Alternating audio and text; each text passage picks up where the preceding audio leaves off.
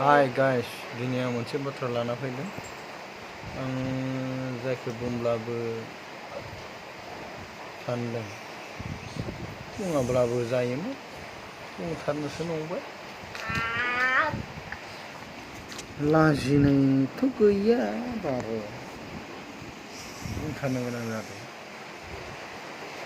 जोंखौ नुब्लाथाय रावबो खामा जि लासिंसिं नानेखा बाबाय, नै बेयाव मलम फुनलाबायदों, जा गोसो होबाय, गोसो थोनाय मोनब्ला हामगौ, गैया रावबो नायसना र'फरा नानेखा गोजाजोबनो बिद्दाबो जेबो गैखाया, गैजायिनि फिसाना सेस गोसोमसोम मा बुंबावनो बुदां बुलननिसो खालामनांसिगोन।